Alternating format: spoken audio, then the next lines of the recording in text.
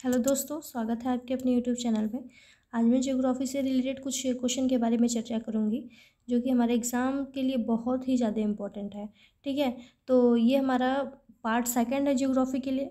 Part first का मैंने description box में लिंक दे दिया है, आप जाके देख सकते हैं। ठीक है, और ये जो हमारा वीडियो है ये पार्ट सेकेंड है। पार्ट सेकेंड 100 क्वेश्चन का मैंने सीरीज़ लिया है, तो इसको मैं कंप्लीट कर दूँगी। ठीक है, तो अब देखिए फर्स्ट क्वेश्चन हमारा है, मलेशिया में किंटा घाटी प्रसिद्ध है। तो मलेशिया में किंटा घाटी प्रसिद्ध है, किसके लिए प्रसिद्ध है? तो आंसर जाएगा हमारा डी पे। टीन उत्पादन के लिए हमारा प्रसिद्ध है क्या? मलेशिया में किंटा घाटी जो है वो प्रसिद्ध है टीन उत्पादन के लिए। तो इसका आंसर हमारा जाएगा डी के साथ। तो आगे देखते हैं। आगे हमारा क्वेश्चन नंबर 2 देखिए क्या है, भूमध्य रेखा कौन से देश से होकर नहीं गुजरती है? तो ऑप्शन में दिया है, इसमें से आपको एक बताना है कि ऐसा कौन सा देश है जहाँ से भूमध्य रेखा होकर नहीं गुजरती। तो वो जाएगा आंसर सी, रवांडा। तो अब देखिए भूमध्य रेखा के बारे में कुछ इंपॉर्टेंट फैक्ट है। ये क्या है, भूमध्य रेखा जो है वो 13 देशों से होकर गुजरती है। ठीक है, पहला है Gabon, Colombia, Uganda, Brazil, Sao Tome और फ्रिसीप, कांगो गणराज्य, Ecuador, Somalia, Indonesia, Maldives, Kiribati Congo, लोकतांत्रिक गणराज्य केन्या। ठीक है, ये हमारे जो भूमध्य रेखा हैं वो 13 देशों से होकर गुजरती हैं। इसमें क्वेश्चन आपसे पूछा गया है कि कौन से देश से होकर नहीं गुजरती, तो आंसर जाएगा हमारा सी पे, मतलब रवांडा से होके नहीं गुजरती। आगे देख लीजिए। आगे हमारा क्वेश्चन नंबर 3 क्या है, राष्ट्रीय स्वच्छ वायु कार्यक्रम केंद्र सरकार द्वारा किस वर्ष में प्रारंभ किया गया? तो राष्ट्रीय जो स्वच्छ वायु कार्यक्रम है वो केंद्र सरकार द्वारा कब लागू किया गया? तो 2019 में। आंसर जाएगा हमारा बी के साथ। इसके बारे में कुछ इंपॉर्टेंट फैक्ट है, देखिए क्या है। जनवरी 2019 में केंद्रीय पर्यावरण, वन एवं जलवायु परिवर्तन मंत्रालय द्वारा राष्ट्रीय स्वच्छ वायु कार्यक्रम, जिसको हम NCAB बोलते हैं, लॉन्च किया गया था। इसका उद्देश्य था कि वायु प्रदूषण की समस्या का समाधान करना। ठीक है, तो जो इसको कब लागू किया गया? 2019 में। ठीक है, इसको हम बोलते हैं NCAP। ओके, और ये किस उद्देश्य के लिए बनाया गया? तो ये वायु प्रदूषण की समस्या को दूर करने के लिए बनाया गया है। आगे देखते हैं। आगे हमारा कौन सा विटामिन मनुष्य के रक्त जमने के लिए जिम्मेदार होता है? तो क्वेश्चन 4 हमारा देखिए क्या है, कौन सा विटामिन जो मनुष्य के रक्त जमने के लिए जिम्मेदार होता है? तो वो होता है विटामिन के।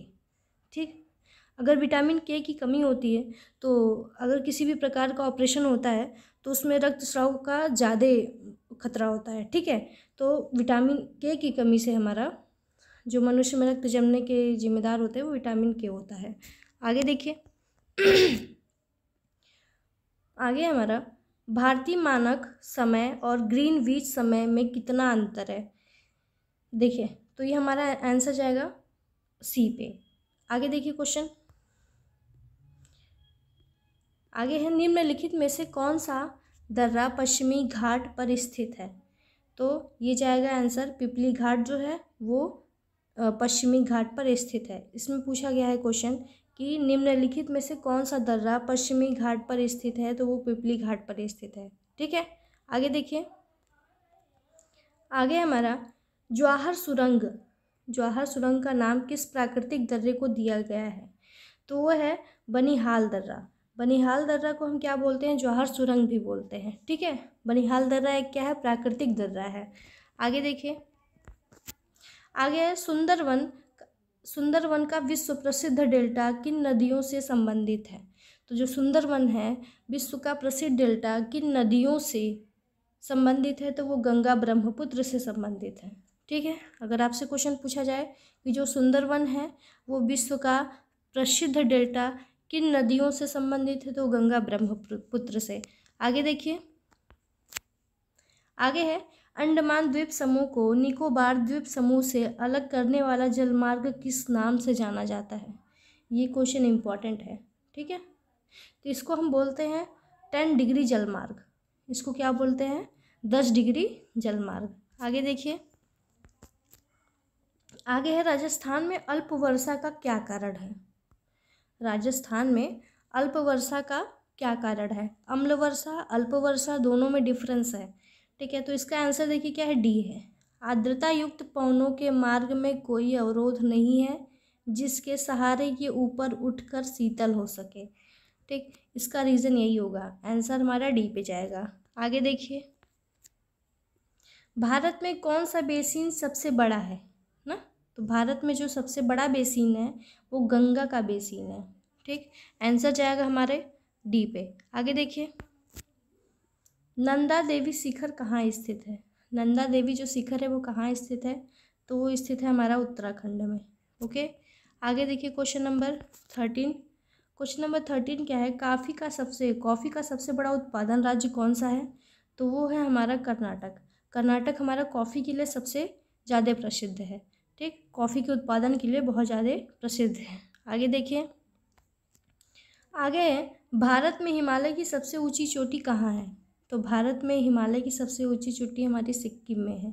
ठीक है, और आगे देखिए क्वेश्चन नंबर 14 हो गया कंप्लीट। 15 देखिए, निम्न में से कहाँ प्राचीन चट्टान पाई जाती हैं? तो अरावली में हमारी जो प्राचीन चट्टानें पाई जाती हैं।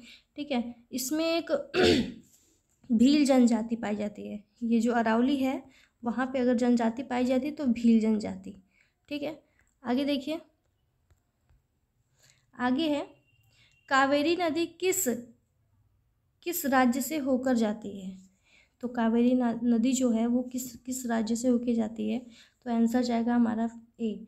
इसमें देखिए तमिलनाडु भी है, कर्नाटक भी है, केरल भी है, पुदुचेरी भी है। इन राज्यों से होकर क्या हमारी कावेरी नदी जाती है। ठीक है, आगे देखिए, आगे है क्वेश्चन 17। निम्नलिखित में से भारत का सबसे बड़ा प्राकृतिक बंदरगाह, तो वो आंसर जाएगा हमारा बी पे। मुंबई जो है वो हमारा भारत का सबसे बड़ा प्राकृतिक बंदरगाह है। ओके, क्वेश्चन नंबर आगे देखते हैं 18 देखिए क्या है, भारत का कौन सा देश भारत के साथ सबसे लंबी सीमा साझा करता है? तो वो जाएगा हमारा बांग्लादेश। क्वेश्चन देखिए क्या है, इसको फिर से रीड करते हैं। कौन सा देश भारत के साथ सबसे लंबी सीमा साझा करता है? तो वो है बांग्लादेश। आंसर जाएगा हमारा बी पे। आगे देखिए, आगे है भारत में अधिकांश प्राकृतिक गैस का उत्पादन निम्न में से कहाँ किया जाता है?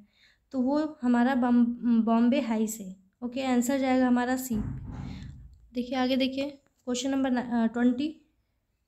हाँ 20 क्या है, गद्दी कौन है? गद्दी कौन है? तो वो हिमाचल प्रदेश के मेषपाल हैं। ठीक है, तो जो हिमाचल प्रदेश में मेषपाल होते हैं वो हमारे क्या होते हैं, गद्दी होते हैं। तो मेषपाल क्या होते हैं? मेषपाल जैसे जो भेड़ियों को चराने का काम करते हैं उन्हें मेषपाल कहा जाता है। तो मेषपाल को क्या बोलते हैं? गद्दी। हिमाचल प्रदेश में जो मेषपाल है उन्हें गद्दी बोला जाता है। ठीक है, अगर वीडियो मेरी अच्छी लगे तो प्लीज़ लाइक करें, कमेंट करें एंड शेयर करें। Thank you so much.